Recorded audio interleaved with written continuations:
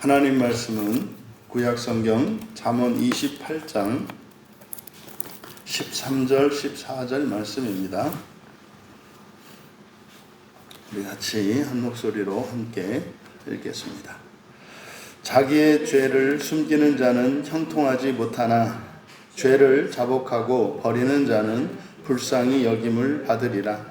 항상 경외하는 자는 복되거니와 마음을 완악하게 하는 자는 재앙에 빠지리라. 아멘. 율법과 구원의 복이라는 제목으로 말씀의 은혜를 나누고자 합니다. 설교의 제목을 율법과 구원의 복이라고 한 이것은 지금 종말론적으로 그 율법의 가치, 의미, 그리고 율법을 주신 하나님의 뜻이 무엇인지를 드러내고 있는 것이 이 잠언 28장이기 때문에 또 우리가 읽은 오늘 본문 말씀에서 14절에 복에 대해서 언급하고 있기 때문입니다. 여기서 언급하고 있는 복은 에셔르입니다. 에셔르는 마태복음 5장에서 복이 있는 자는 하는 신약의 마카리오스와 마카리오스로 이제 번역이 되는 말입니다. 그래서 이 복이라고 하는 것은 구원의 그 복의 핵심은 구원입니다. 그래서 오직 구원은 하나님께로만 오죠. 그래서 복의 근원이 하나님이시다라고 할 때 이때의 복은 구원의 복을 가리키는 것입니다. 그래서 그 구원의 복이 현재적으로 물질적으로 이 땅 가운데에서 여러 가지 또 복으로 임하죠. 그래서 영적인 복과 물질적인 복으로 구분하고 있는데 사실은 모든 복은 하나님으로부터 오는 것이고 다만 예쉐르 이게 이제 구원과 관련되어 있는 부활이죠. 그래서 그 구원의 복과 관계되어 있는 것이 율법이라고 하는 것을 가르쳐주고 있기 때문에 설교의 제목을 율법과 구원의 복 이렇게 얘기를 한 겁니다. 그럼 13절에서 자기의 죄를 숨기는 자 형통하지 못하고 죄를 자복하고 버리는 자 불쌍히 여김 받으리라. 뭐 그냥 간단히 이야기를 하면 회개하면 형통하고 회개하지 못하면 오히려 벌을 받는다. 뭐 이런 의미입니다. 그러니까 회개하면 복을 받는다는 거예요. 그래서 여기서 구체적으로 죄를 숨기는 자 그랬는데 여기서 죄는 페샤입니다. 페샤. 이 페샤는 범죄하는 거예요.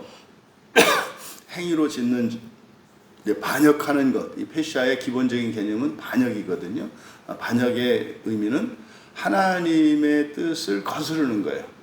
그러니까 사실은 이 반역의 핵심은 멸망입니다. 우리가 멸망을 선택하는 것. 에덴 동산에서 먹지 말라고 하셨던 여호와 하나님의 말씀을 따르면 죽지 않고 영생에 이르게 됩니다. 그런데 마귀의 말을 들으면 하나님의 뜻을 반역하는 게 되고 그 반역의 결과는 죽음입니다. 그러니까 이게 페샤예요. 그래서 하나님의 말씀, 하나님의 뜻, 하나님의 율법에 반하는 모든 것 이게 이제 페샤인데 그것의 행위죠. 그렇게 한 우리의 행위. 그러니까 우리들이 과거에 저질렀던 하나님의 뜻과 달랐던 모든 일들입니다. 그러니까 범죄 사실이겠죠. 그것을 숨기는 자, 가서 숨기는 자는 감추는 거죠. 말하지 않는 겁니다. 형통하지 못하다. 여기서 형통하다라고 하는 말이 찰라흐라는 말이거든요. 찰라흐. 그러니까 형통한다라고 하는 이 말은 뭐겠습니까? 어떤 목적을 향해서 발전하는 것을 말해요. 가고자 하는 바, 이루고자 하는 바, 순조롭게 나아가는 것. 이게 이제 발전하다라고 하는 찰라흐거든요. 그러니까 죄를 감추고 있으면 발전할 수 없다는 거예요. 여러분, 죄가 있는데도 발전하면 그거는 저주라니까요. 그건 무너질 성을 쌓는 거라니까요. 그거는 아무 의미가 없습니다. 그래서 사람들은 그래서 우리가 죄를 깨닫고 회개하고 그리고 발전을 해야 그것이 우리의 복이지 죄가 회개되지 않은 상태에서 이렇게 물질적인 환경적인 변화는 그거는 시한폭탄입니다. 그러니까 그것으로 인해서 훗날 아주 톡톡히 대가를 치르게 될 것이고, 그것으로 어떤 즐거움이나 유익, 누렸던 즐거움이나 이런 유익, 그것에 비할 수 없이 더 큰 대가를 치르게 될 것입니다. 그러니까 그건 누리면 누릴수록 안 좋은 거예요. 그러니까 마치 그런 거 아닙니까? 뭐 고리대금을 빌려가지고 말이죠. 달러 돈을 빌려서 뭐 아이스크림을 사 먹는단 말이에요. 그러면 당장은 아이스크림을 사 먹으니 아이스크림의 그 시원함과 달콤함을 누리겠습니다만은 값을 치르는 것은 10개 값을 치러야 되는 거예요. 그러니까 이거는 어리석은 거죠. 그럴 때는요, 안 먹는 게 낫거든요. 그래서 이거를 이제 범죄한 것을 감추는 것은 그런 거라는 겁니다. 그래서 절대로 발전할 수 없다. 그런데 죄를 자복하다. 이때 죄는 똑같이 표시합니다. 자복하고 버리는 자, 자복하다, 야다, 던지는 겁니다. 그러니까 말하는 거죠. 고백하는 거죠. 그러니까 자기 죄를 고백하는 겁니다. 이때 던지는 것은 하나님께죠. 하나님께 고백하는 거죠. 그리고 버리다, 아자부, 떠나는 겁니다. 떠나는 거예요. 그러니까 그 죄로부터 떠나는 거. 그러니까 그런 행위를 끊고 중단하는 게 되겠죠. 그러면 불쌍히 여김을 받으리라. 라함, 긍휼히 여김 받아요. 그래서요, 과거에 했던 모든 일들이 기억되지 않는단 말이에요. 이게 회개의 놀라운 원리거든요. 근데 여러분, 이렇게 죄를 먼저 깨달아야 그거를 자복하고 그거를 떠날 수 있지 않겠습니까? 그러니까 죄를 깨달으려면 뭐가 있어야 돼요? 율법이 있어야 한다 말이에요. 율법이 있지 않으면 이게 불가능해요. 그러니까 율법이 없으면 구원이 불가능해요. 왜냐하면 구원은 하나님의 은혜로만 되거든요. 근데 하나님의 은혜를 입는 그 수단이 회개란 말이에요. 근데 회개하기 위해서는 율법이 절대적으로 필요해요. 그래서 사실은 우리가 이 세상을 살아갈 때요, 성경의 구원을 기준으로 우리 인생을 보면, 인생은요, 죄를 깨닫고 회개하기 위해서 살아가는 거예요. 그게 인생은 다른 게 아니에요. 그래서 그 죄를 깨닫고 회개해서 한 어떤 일, 이거는 그냥 하나님의 은혜의 증거들일 뿐이고, 우리가 해야 되는 일은 뭐예요? 쉼없이 죄를 발견해내서 그거를 회개하는 거라고요. 이게 영적인 싸움이고 인생이죠. 그러니까 마치 광부의 인생과 같아요. 광부가 계속 땅을 파고 들어가서 광맥을 찾고 보석을 찾아내는 것처럼 계속 찾아내는 거예요. 진주장사가 정말로 가장 큰 진주를 발견할 때까지 계속 찾고. 근데 이게 세상적으로 보면은 이게 탐심이거든요. 탐욕이거든요. 지칠 줄 모르는 탐욕이고 열심이거든요. 그런데요, 이 세상의 것을 목표로 그렇게 살아가면 그것이 탐욕이 돼요. 죽습니다. 그런데 구원을 위해서는 우리가 계속, 그러니까 무엇을 발견해요? 죄를 발견한다고. 그러니까요, 죄가 우리들에게는 가치가 있어요. 왜요? 죄를 하나님께 드리면 그것을 의로운 것으로 바꿔주니까. 마치 돌멩이를 가져다가 하나님께 드리면 금덩어리를 바꿔주신다는 말이에요. 이것이 그러니까 그리스도인의 삶의 목표가 달라요. 그러니까 그리스도인은 자기의 죄를, 또 우리 가정의 공동체적인 교회의, 또 나라와 민족의 시대의 이 죄를 발견하고 그것을 회개하기 위해서 살아가는 사람들이 그리스도인이에요. 근데 세상은요, 덮거든요. 덮습니다. 그걸 덮는 거예요. 그런 것들을 가리고 덮고, 이런 것들이 법으로, 기술로, 그러지 않습니까? 육체의 유한성을 갖다가 어떤 의학적인 기술이나 또 어떤 과학의 발전을 통해서 생명을 연장시키고 무엇을 하려고 하지 않아요? 여러분, 그 사람이 필멸적인 존재라는 것을 어떻게 그것을 감춥니까? 사람들은요, 근데요, 그걸 감추려고 한다고요. 어떻게? 온갖 인간의 지혜와 그런 기술로 감추려고 하죠. 근데요, 절대 발전하지 못한다. 오직 우리가 받을 수 있는 복은 뭐다? 불쌍히 여김 받는 거다. 하나님의 은혜다. 그러려면 어떻게 해야 된다? 죄를 고백하고 그리고 죄에서 떠나야 한다. 회개입니다. 회개. 그리고 14절에서 항상 경외하는 자는 복되거니와 마음을 완악하게 하는 자. 여기서 항상 경외하는 자, 이게 누구겠습니까? 13절의 하반절이죠. 죄를 깨닫고 자복하고 버리는 자예요. 근데 여기서 항상이라고 한 것은 뭐겠습니까? 그러니까 항상 죄를 자복하고 죄를 떠나는 자죠. 죄를 버리고 떠나는 자.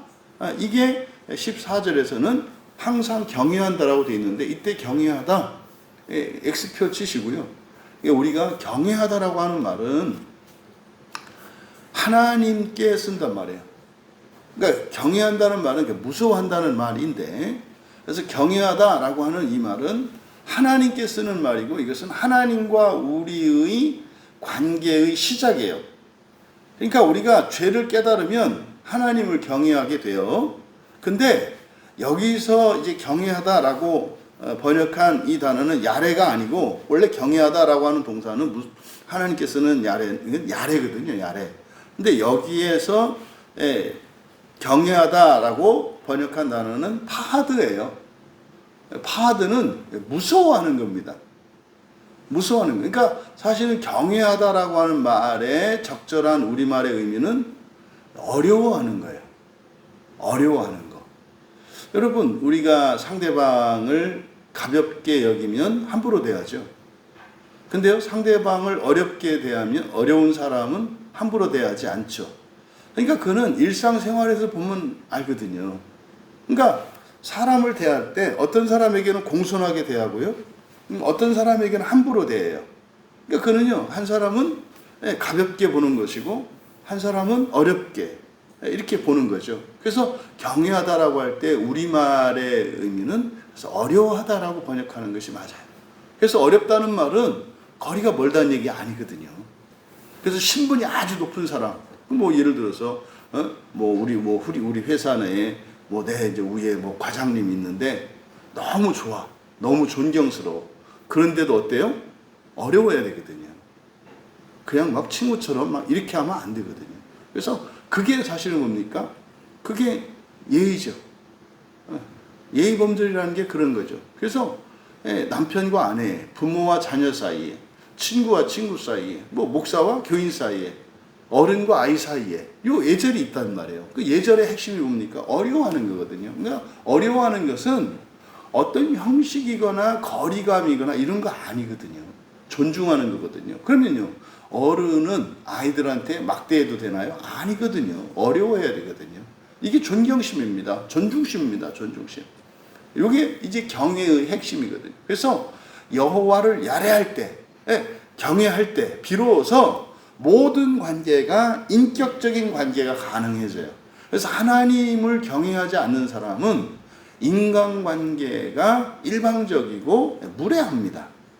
그러니까 이런 행동거지에 있어서도 이게 보면 알거든요. 언제는 막 공손히 하고 네네네네 이렇게 하다가 한순간에 함부로 그냥 음식을 탁 던져요. 그 사람 마음이 드러나거든요. 그러니까 어려워하는 사람은 항상 일관되게 그렇게 하게 되어 있어요. 근데요, 애써서 외식하는 사람들은 반드시 그 마음이 어떤 때 나타나게 돼 있어요. 함부로 하거든요. 그러니까 그게 경외고, 여기서 파드라고 하는 이 무서워하는 것은 싫어하는 겁니다. 이렇게. 그 두려워하는 거기 때문에, 두려워하는 사람은요, 멀어지지도 못해요. 겁나서 멀어지면은 해코지할 수 있기 때문에 그 바깥으로는 나가지도 못한다고요. 근데 경외하는 사람은요, 자유로워요. 가까이 나갈 수도 있고 뒤로 멀어질 수도 있고, 멀어진다는 게 아니죠. 일정 거리를 둘 수도 있고 이렇게 되는 거예요. 그래서 여기서 이 파하드, 여기서 항상 무서워하는 자는, 그러니까 이거는 여호와를 경외하는 게 아니에요. 그러니까 여기서 무서워하는 게 뭐겠습니까? 죄의 결과예요. 죄의 결과. 죄의 결과를 항상 무서워하는 자입니다.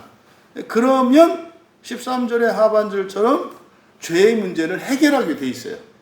근데 죄의 문제를, 이 죄의 결과를 무서워하지 않으면 어떻게 해요? 해결하지 않고 그냥 간다 이 말이에요. 빚이 있어요. 이자가 늘어나요. 그 결과가 두렵잖아요. 그럼 어떻게 해요? 갚는다고요. 근데 그 두려워하지 않는 사람은 어떻게 해요? 그냥 숨긴다고요. 이걸 말하는 거죠. 그래서 두려워하지 않아, 무서워하지 않아. 죄의 결과를. 그러니까 뭡니까? 지옥이죠. 여러분, 천국 낙원은 여러분들이 너무 좋아해 하셔야 하고요. 지옥은 아주 그냥 지긋지긋할 정도로 싫어하셔야 된다니까요. 근데 지옥을 싫어하지도 않고 무서워하지도 않아. 그리고 천국을 사모하지도 않고 좋아하지도 않아. 그냥 지금만 좋아.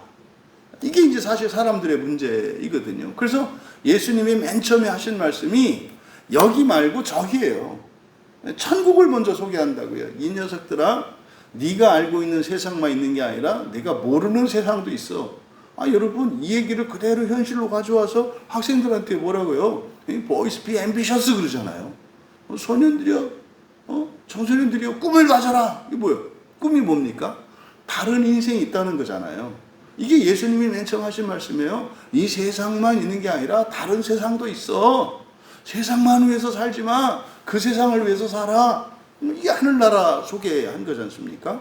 그러니까 우리가 바로 죄의 결과, 그러면 그대로 우리 가져보세요. 내가 변하지 않고 이대로 산다고 생각해 보세요.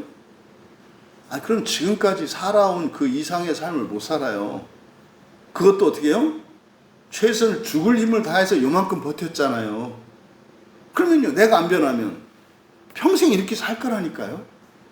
그러니까 그것을 무서워해야죠. 그렇게 살아가는 거를.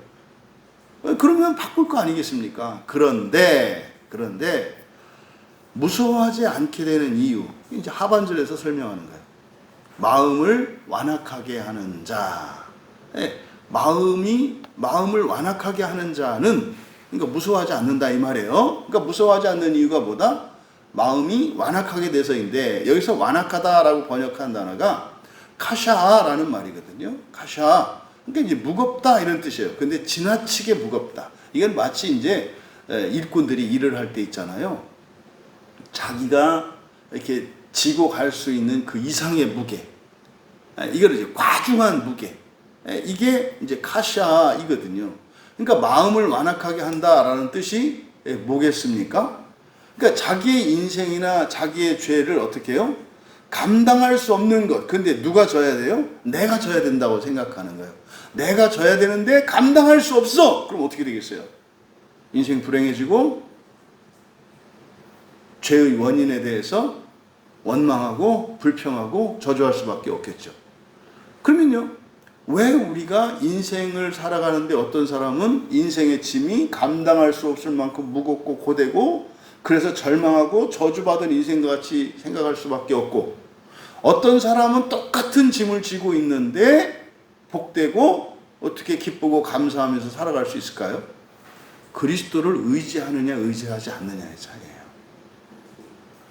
내가 이 짐을 감당할 수 있는 힘이 있으면 좀 우쭐해서 신이 나서 자랑하고, 그러다가 감당할 수 없는 무게에 들리면은 팍 쳐져가지고 열등감에 사로잡히고 핑계하고 원망하고 불평하고 저주하고. 그런데요, 그리스도를 의지하는 사람은요, 질 수 있는 거 지고요, 질 수 없는 거는 주님께 맡기면 되거든요. 그래서 여기서 마음을 완악하게 라고 한 완악하다가 지나치게 무겁게 만드는 거예요. 굳게 만드는 거예요. 그래서 마음이 굳으면 핵심이 뭐예요? 마음이 굳었다의 핵심이 뭐겠습니까? 하나님의 약속을 떠올리지 못하는 거예요. 하나님의 약속을 믿지 못하는 거예요. 아버지 하나님이라는 것을 믿지 못하는 거예요.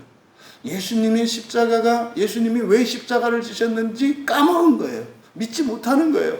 성령이 지금 우리 안에 계셔서 우리의 죄와 우리의 인생의 모든 짐을 함께 지고 계시다고 하는 것을 잊어버리는 거예요. 이게 마음이 완악해지는 거예요. 그러면 어떻게 된다고요? 죄의 결과를 무서워하지 않아요. 그러니까 아무 생각 안 한다 이 말이에요. 지금 13절과 14절, 이런 사람은 재앙에 빠지리라. 여기서 빠지다, 나팔, 떨어지는 거예요. 이 재앙, 나쁜 것이거든요. 재앙의 끝은 지옥이고요. 이 세상 가운데서 재앙은 불행한 여러 가지 이유들이겠죠. 근데 여기 잠언 28장 13절 14절은요, 시편 32편과 거의 똑같은 내용을 담고 있어요. 시편 32편의 1절, 2절, 3절 여기가 죄에 대해서 아주 정확하게 잘 설명하고 있는 시편이거든요. 그래서 시편 32편을 잠깐 한번 보시면 32편 1절에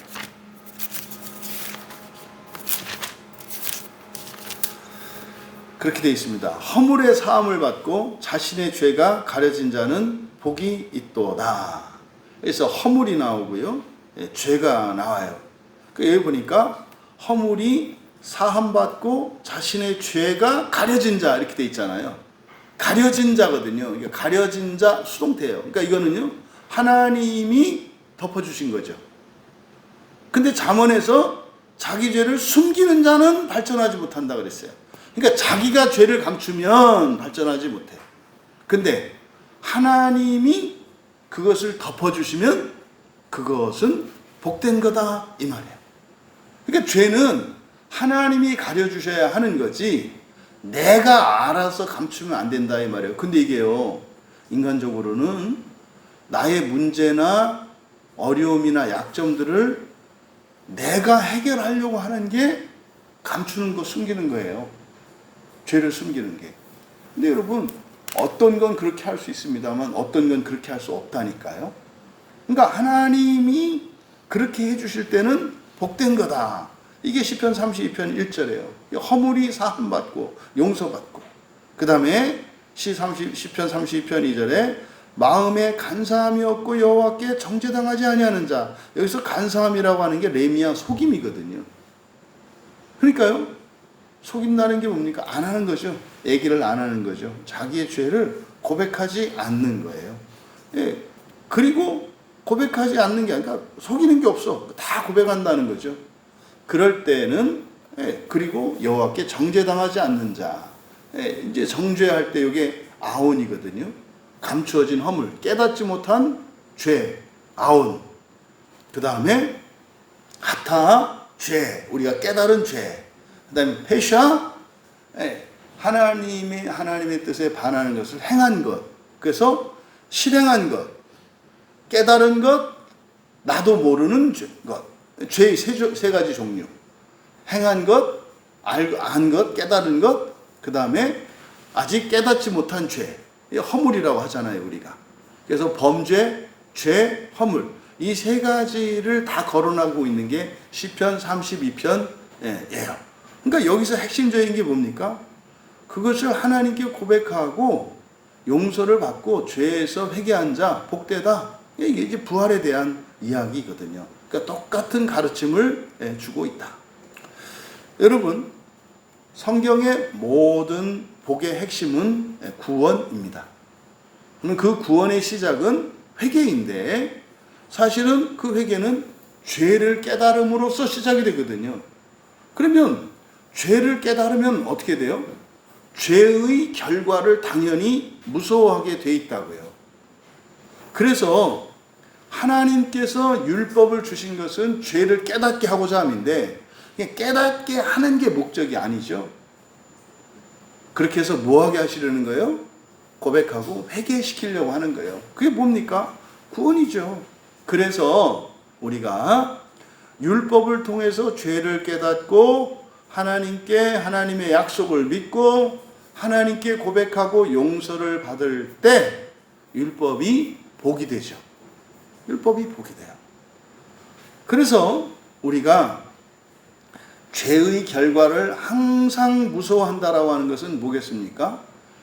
나 개인적인 죄, 가정과 교회와 나라와 그리고 인류와 또 역사의 모든 죄를 찾아다니는 사람이에요. 찾아다니는 사람이에요. 그래서 과거의 죄, 공동체적인 죄, 개인의 죄, 미래의 죄, 이 죄를 찾아다니는 사람, 이게 항상 무서워하는 사람이에요. 이 사람이 복되다. 왜 그렇습니까? 그런 사람들은 반드시 하나님께 고백하고 그 은혜를 구하게 되어 있기 때문이에요. 부디 여러분, 율법을 통해서 죄를 발견하시고 그리고 개인뿐만 아니라 공동체적인, 그리고 현재뿐만 아니라 과거의 미래의 죄까지 깨달으시고 그것을 회개함으로 여러분 자신이 율법을 통해 주시려는 구원의 복을 누리시기 바랍니다. 그것을 통해서 결국 우리가 공동체의 죄를 회개하면 죄가 어디에 임하겠어요? 공동체에 임하는 거예요.